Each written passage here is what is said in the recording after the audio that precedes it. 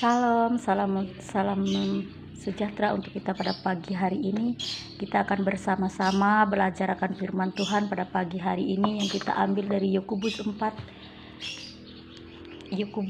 ayat yang kedua dan yang ketiga. Yakobus 4 ayat yang kedua dan yang ketiga, yang dengan perikop hawa nafsu dan persahabatan dengan dunia. Kamu menginginkan sesuatu tetapi kamu tidak memperolehnya. Lalu kamu membunuh, kamu iri hati tetapi kamu tidak mencapai tujuanmu. Lalu kamu bertengkar dan kamu berkelahi. Kamu tidak memperoleh apa-apa karena kamu tidak berdoa.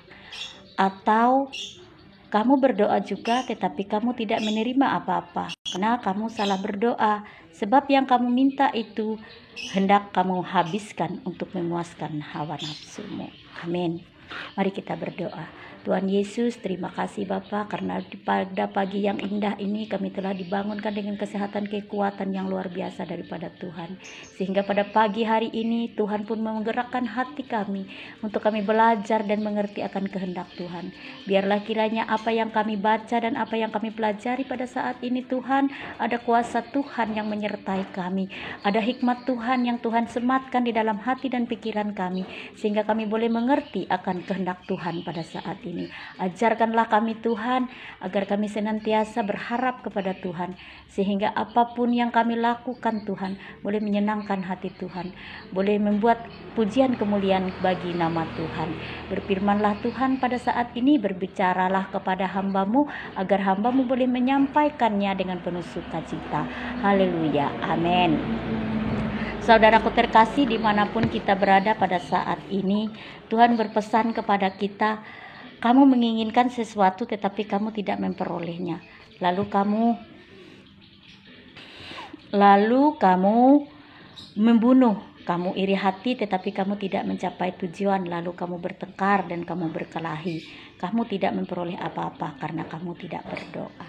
Konsep firman Tuhan pada hari ini ialah ketika kita mempunyai keinginan yang tidak sesuai dan seturut dengan kehendak Tuhan.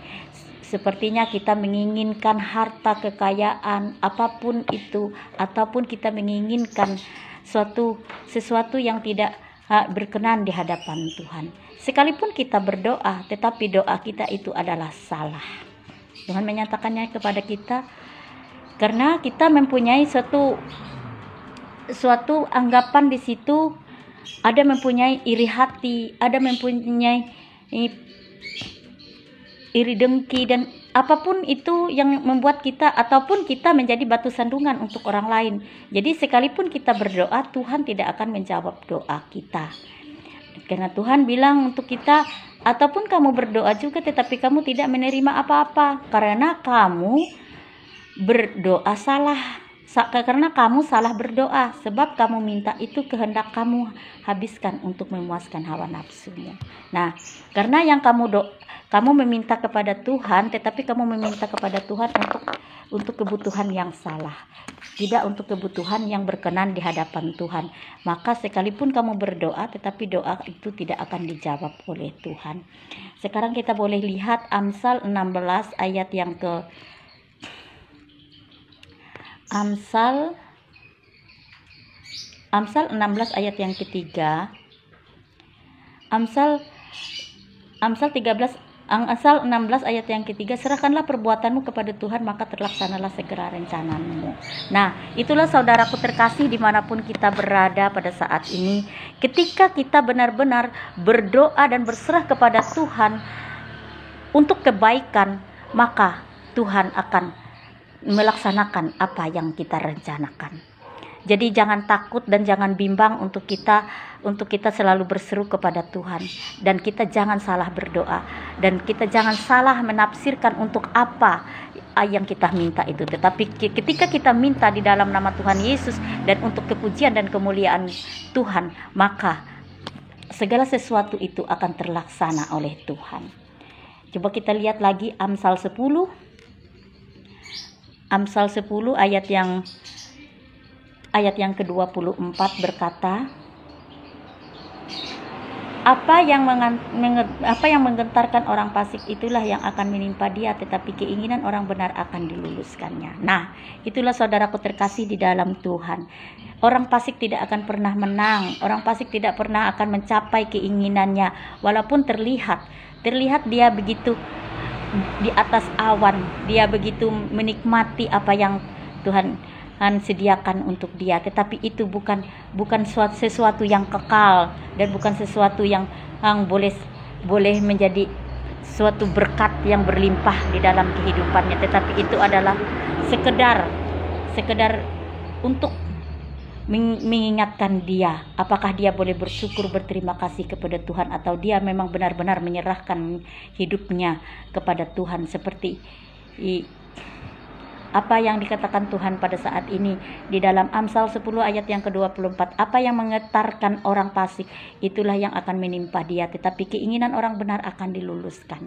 Nah, saudaraku terkasih, dimanapun kita berada pada saat ini, jangan pernah kita melalaikan bahwa kita tetap berharap kepada Tuhan, bahwa kita tetap membutuhkan Tuhan di dalam kehidupan kita. Jangan pernah sekali-kali kita meninggalkan dia ataupun kita tidak percaya kepadanya, karena ketika orang benar itu berseru kepada Tuhan, maka segala keinginannya akan diluluskan Tuhan.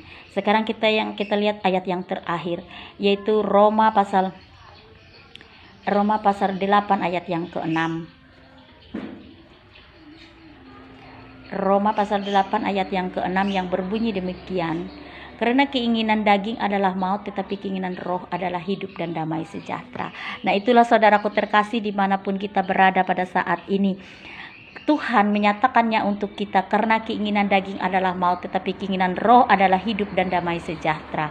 Coba saudara lihat, ketika seseorang menginginkan segala sesuatu itu dengan keinginan daging, memang dia diberikan, seolah-olah dia diberkati di dalam kehidupannya, tetapi berkat yang diberikan itu bukan berasal daripada Tuhan, karena dia mempunyai keinginan daging. Itu adalah keinginan dagingnya, sehingga berkat itu tidak akan bertahan lama, dan berkat itu tidak akan menjadi menurun kepada anak-anaknya, sehingga berkat yang ia terima itu hanya habis untuk sesaat saja, dan dia pun akan menderita pada akhirnya.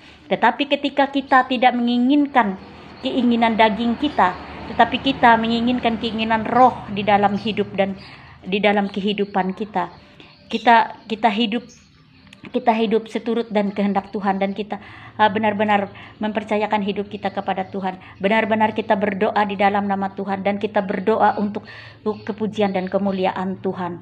Hidup kita persembahkan untuk menjadi berkat bagi diri kita sendiri dan bagi orang lain.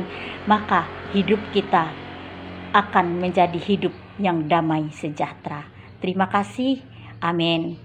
Sampai di sini firman Tuhan untuk kita pada pagi hari ini. Mari kita berdoa. Tuhan Yesus, terima kasih Bapa atas firman yang telah Engkau nyatakan di dalam kehidupan kami pada pagi hari ini. Firman yang luar biasa Tuhan, yang Engkau perdengarkan bagi kami, sehingga kami boleh merasakan betapa hidup kami berarti di hadapan Tuhan. Ketika kami berdoa kepada Tuhan untuk kebaikan Tuhan, maka tidak ada pun satu doa kami yang tidak didengar oleh Tuhan. Tuhan akan meluluskan doa kami, dan Tuhan akan melaksanakan apa yang kami doakan. Jauhkanlah kami Tuhan dari kuasa-kuasa kegelapan, sehingga kami tidak dikuasai oleh roh daging kami Tuhan, tetapi kami dikuasai oleh roh Tuhan, sehingga kami mempunyai keinginan yang benar-benar untuk memuji dan memuliakan kebesaran Tuhan. Keinginan yang ingin kami nyatakan, benar-benar keinginan yang untuk memuliakan kebesaran nama Tuhan, sehingga hidup kami Tuhan boleh menjadi berkat, sehingga hidup kami Tuhan diberkati Tuhan. Apapun yang kami inginkan Tuhan luluskan dan Tuhan laksanakan di dalam kehidupan kami, sehingga nama Tuhan dipuji dan dipermuliakan. Jauhkanlah kami Tuhan dari kuasa-kuasa kegelapan itu, sehingga hidup kami ini tetap berkenan di hadapan Tuhan. Sepanjang hari ini Tuhan, Biarlah kiranya Engkau yang mengawali kehidupan kami. Biarlah Engkau yang senantiasa pegang tangan kami, sehingga kami boleh melangkah bersama dengan Tuhan, sehingga kami boleh menyerahkan diri kami penuh kepada Tuhan, sehingga apapun yang kami lakukan sepanjang hari ini, ada nama Tuhan yang dipermuliakan. Di dalam nama Tuhan Yesus Kristus kami serahkan seluruh keluarga kami, suami kami Tuhan, anak-anak kami Tuhan, dan kami pun berdoa Tuhan bagi saudara-saudara kami, suami kami, anak-anak kami, jika sampai pada saat ini Tuhan mereka belum setia pada Tuhan, belum mengenal Tuhan dengan baik, biarlah kiranya Tuhan Yesus curahkan Roh Kudus-Mu atas hidup mereka, sehingga mereka pun boleh mengalami bagaimana cinta kasih Tuhan terjadi di dalam kehidupannya, sehingga mereka pun boleh mengalami keselamatan yang berasal daripada Tuhan.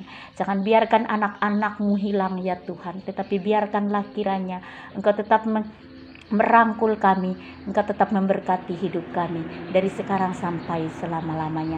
Engkau mengetahui isi hati kami Tuhan. Kami tidak bisa mengungkapkannya satu persatu, tetapi kami percaya Tuhan tidak pernah meninggalkan kami, dan Tuhan melihat apa yang ada di dalam hati kami. Biarlah segala sesuatu yang kami doakan Tuhan, yang kami doakan benar-benar di dalam nama Tuhan, dan kami doakan untuk kepujian, kemuliaan, kehormatan bagi Tuhan, Engkau laksanakan dengan baik, karena itu adalah janji firman-Mu Tuhan. Di dalam nama Tuhan Yesus Kristus kami bersyukur, berterima kasih. Amin.